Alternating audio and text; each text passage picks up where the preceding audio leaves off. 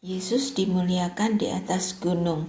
Matius 17 ayat 1-13. 6 hari kemudian, Yesus membawa Petrus, Yakobus, dan Yohanes saudaranya, dan bersama-sama dengan mereka, Ia naik ke sebuah gunung yang tinggi. Di situ mereka sendiri saja. Lalu Yesus berubah rupa di depan mata mereka. Wajahnya bercahaya seperti matahari, dan pakaiannya menjadi putih bersinar seperti terang. Maka nampak kepada mereka Musa dan Elia sedang berbicara dengan dia. Kata Petrus kepada Yesus, "Tuhan, betapa bahagianya kami berada di tempat ini. Jika Engkau mau, biarlah kudirikan di sini 3 kemah, 1 untuk Engkau, 1 untuk Musa, dan 1 untuk Elia." Dan tiba-tiba sedang ia berkata-kata, turunlah awan yang terang menaungi mereka, dan dari dalam awan itu terdengar suara yang berkata, "Inilah anak yang kukasihi, kepadanyalah aku berkenan, dengarkanlah dia." Mendengar itu tersungkurlah murid-muridnya, dan mereka sangat ketakutan. Lalu Yesus datang kepada mereka dan menyentuh mereka sambil berkata, "Berdirilah, jangan takut." Dan ketika mereka mengangkat kepala, mereka tidak melihat seorang pun kecuali Yesus seorang diri. Pada waktu mereka turun dari gunung itu, Yesus berpesan kepada mereka, "Jangan kamu ceritakan penglihatan itu kepada seorang pun sebelum Anak Manusia dibangkitkan dari antara orang mati." Lalu murid-muridnya bertanya kepadanya, "Kalau demikian, mengapa ahli-ahli Taurat berkata bahwa Elia harus datang dahulu?"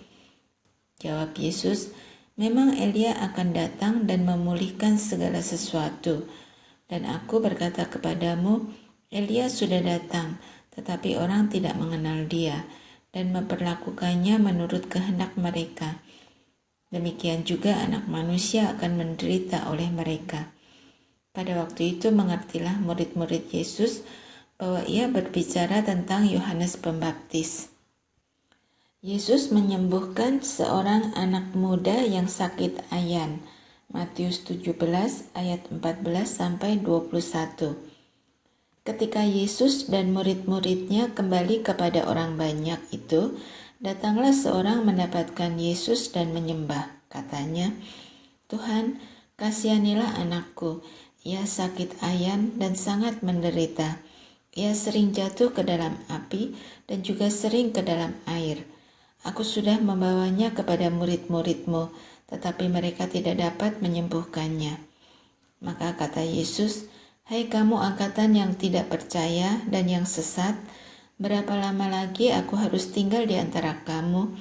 Berapa lama lagi aku harus sabar terhadap kamu? Bawalah anak itu kemari." Dengan keras Yesus menegur dia, lalu keluarlah setan itu daripadanya, dan anak itu pun sembuh seketika itu juga. Kemudian murid-murid Yesus datang, dan ketika mereka sendirian dengan dia, bertanyalah mereka, "Mengapa kami tidak dapat mengusir setan itu?" Ia berkata kepada mereka, "Karena kamu kurang percaya, sebab aku berkata kepadamu, sesungguhnya sekiranya kamu mempunyai iman sebesar biji sesawi saja, kamu dapat berkata kepada gunung ini, 'Pindah dari tempat ini ke sana,' maka gunung ini akan pindah dan takkan ada yang mustahil bagimu. Jenis ini tidak dapat diusir kecuali dengan berdoa dan berpuasa." Pemberitahuan kedua tentang penderitaan Yesus. Matius 17 ayat 22-23. Pada waktu Yesus dan murid-muridnya bersama-sama di Galilea, ia berkata kepada mereka, "Anak Manusia akan diserahkan ke dalam tangan manusia, dan mereka akan membunuh dia, dan pada hari ketiga ia akan dibangkitkan." Maka hati murid-muridnya itu pun sedih sekali. Yesus membayar bea untuk bait Allah. Matius 17 ayat 24-27. Ketika Yesus dan murid-muridnya tiba di Kapernaum, datanglah pemungut bea bait Allah kepada Petrus dan berkata, "Apakah gurumu tidak membayar bea 2 dirham itu?" Jawabnya, memang membayar. Dan ketika Petrus masuk rumah, Yesus mendahuluinya dengan pertanyaan, apakah pendapatmu Simon? Dari siapakah raja-raja dunia ini memungut bea dan pajak? Dari rakyatnya atau dari orang asing? Jawab Petrus, dari orang asing. Maka kata Yesus kepadanya, jadi bebaslah rakyatnya. Tetapi supaya jangan kita menjadi batu sandungan bagi mereka, pergilah memancing ke danau. Dan ikan pertama yang kau pancing, tangkaplah dan bukalah mulutnya. Maka engkau akan menemukan mata uang 4 dirham di dalamnya. Ambillah itu dan bayarkanlah kepada mereka, bagiku dan bagimu juga. Katanya lagi kepada mereka, aku berkata kepadamu, sesungguhnya di antara orang yang hadir di sini ada yang tidak akan mati sebelum mereka melihat bahwa kerajaan Allah telah datang dengan kuasa. Yesus dimuliakan di atas gunung. Markus 9 ayat 2-13. 6 hari kemudian, Yesus membawa Petrus, Yakobus, dan Yohanes, dan bersama-sama dengan mereka, ia naik ke sebuah gunung yang tinggi. Di situ mereka sendirian saja. Lalu Yesus berubah rupa di depan mata mereka, dan pakaiannya sangat putih berkilat-kilat. Tidak ada seorang pun di dunia ini yang dapat menggelantang pakaian seperti itu. Maka nampaklah kepada mereka Elia bersama dengan Musa. Keduanya sedang berbicara dengan Yesus. Kata Petrus kepada Yesus, Rabi, betapa bahagianya kami berada di tempat ini. Baiklah kami dirikan 3 kemah, 1 untuk engkau, 1 untuk Musa, dan 1 untuk Elia. Ia berkata demikian sebab tidak tahu apa yang harus dikatakannya, karena mereka sangat ketakutan. Maka datanglah awan menaungi mereka, dan dari dalam awan itu terdengar suara, inilah anak yang kukasihi, dengarkanlah dia. Dan sekonyong-konyong waktu mereka memandang sekeliling mereka, mereka tidak melihat seorang pun lagi bersama mereka, kecuali Yesus seorang diri. Pada waktu mereka turun dari gunung itu, Yesus berpesan kepada mereka, supaya mereka jangan menceritakan kepada seorang pun apa yang telah mereka lihat itu, sebelum anak manusia bangkit dari antara orang mati. Mereka memegang pesan tadi sambil mempersoalkan di antara mereka apa yang dimaksud dengan bangkit dari antara orang mati. Lalu mereka bertanya kepadanya, mengapa ahli-ahli Taurat berkata bahwa Elia harus datang dahulu? Jawab Yesus, memang Elia akan datang dahulu dan memulihkan segala sesuatu. Hanya bagaimanakah dengan yang ada tertulis mengenai anak manusia, bahwa ia akan banyak menderita dan akan dihinakan? Tetapi aku berkata kepadamu, memang Elia sudah datang dan orang memperlakukan dia menurut kehendak mereka, sesuai dengan yang ada tertulis tentang dia. Yesus mengusir roh dari seorang anak yang bisu. Markus 9 ayat 14-29. Ketika Yesus, Petrus, Yakobus, dan Yohanes kembali pada murid-murid lain, mereka melihat orang banyak mengerumuni murid-murid itu, dan beberapa ahli Taurat sedang mempersoalkan sesuatu dengan mereka. Pada waktu orang banyak itu melihat Yesus, tercenganglah mereka semua dan bergegas menyambut dia. Lalu Yesus bertanya kepada mereka, apa yang kamu persoalkan dengan mereka? Kata seorang dari orang banyak itu, Guru, anakku ini kubawa kepadamu, karena ia kerasukan roh yang membisukan dia. Dan setiap kali roh itu menyerang dia, roh itu membantingkannya ke tanah, lalu mulutnya berbusa, giginya bekertakan, dan tubuhnya menjadi kejang. Aku sudah meminta kepada murid-muridmu supaya mereka mengusir roh itu, tetapi mereka tidak dapat. Maka kata Yesus kepada mereka, Hei kamu angkatan yang tidak percaya, berapa lama lagi aku harus tinggal di antara kamu? Berapa lama lagi aku harus sabar terhadap kamu?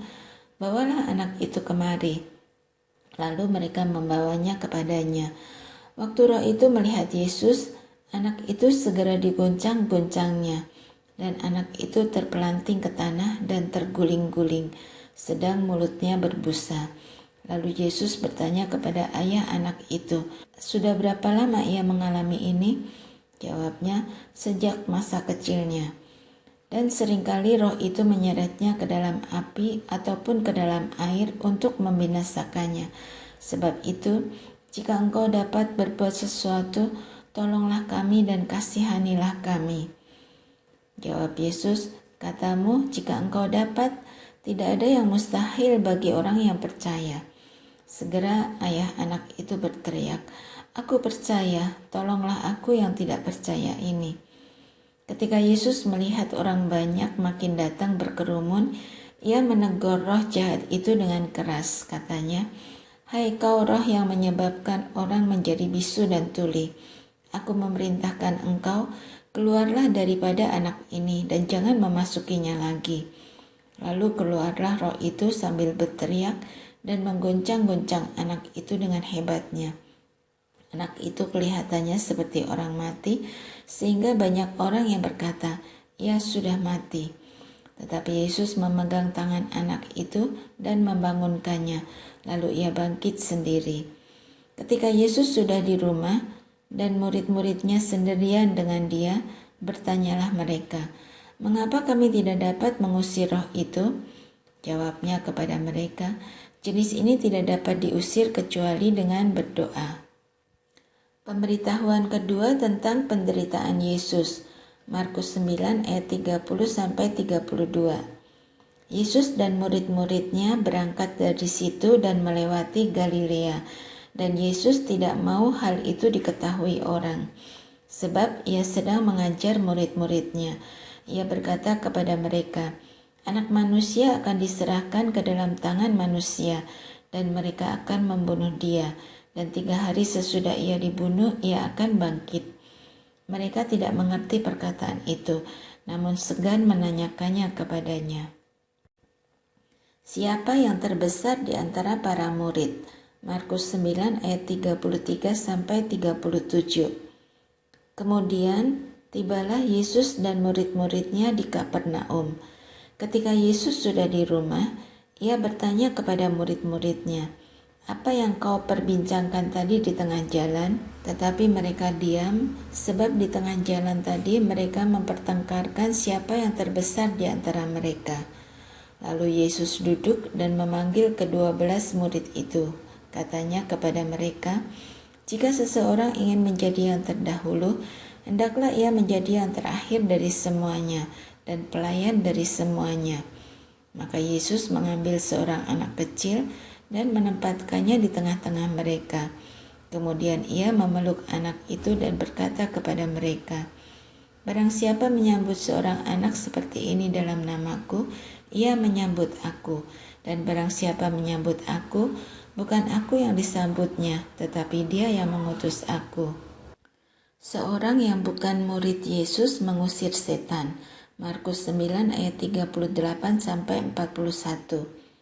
Kata Yohanes kepada Yesus, "Guru, kami lihat seorang yang bukan pengikut kita mengusir setan demi namamu. Lalu kami cegah orang itu, karena ia bukan pengikut kita." Tetapi kata Yesus, "Jangan kamu cegah dia, sebab tidak seorang pun yang telah mengadakan mujizat demi namaku dapat seketika itu juga mengumpat aku. Barang siapa tidak melawan kita, ia ada di pihak kita. Aku berkata kepadamu, sesungguhnya barang siapa memberi kamu minum secangkir air, oleh karena kamu adalah pengikut Kristus, ia tidak akan kehilangan upahnya." Siapa yang menyesatkan orang? Tentang garam. Markus 9 ayat 42-50. Barang siapa menyesatkan salah satu dari anak-anak kecil yang percaya ini, lebih baik baginya jika sebuah batu kilangan diikatkan pada lehernya, lalu ia dibuang ke dalam laut. Dan jika tanganmu menyesatkan engkau, penggalah, karena lebih baik engkau masuk ke dalam hidup dengan tangan kudung daripada dengan utuh kedua tanganmu dibuang ke dalam neraka, ke dalam api yang tak terpadamkan. Di tempat itu ulatnya tidak akan mati, dan apinya tidak akan padam. Dan jika kakimu menyesatkan engkau, penggalah, karena lebih baik engkau masuk ke dalam hidup dengan timpang, daripada dengan utuh kedua kakimu dicampakkan ke dalam neraka. Di tempat itu, ulatnya tidak akan mati, dan apinya tidak akan padam. Dan jika matamu menyesatkan engkau, cungkilah, karena lebih baik engkau masuk ke dalam kerajaan Allah dengan bermata satu, daripada dengan bermata dua dicampakkan ke dalam neraka, di mana ulat-ulat bangkai tidak mati dan api tidak padam. Karena setiap orang akan digarami dengan api. Garam memang baik, tetapi jika garam menjadi hambar, dengan apakah kamu mengasinkannya? Hendaklah kamu selalu mempunyai garam dalam dirimu, dan selalu hidup berdamai yang seorang dengan yang lain.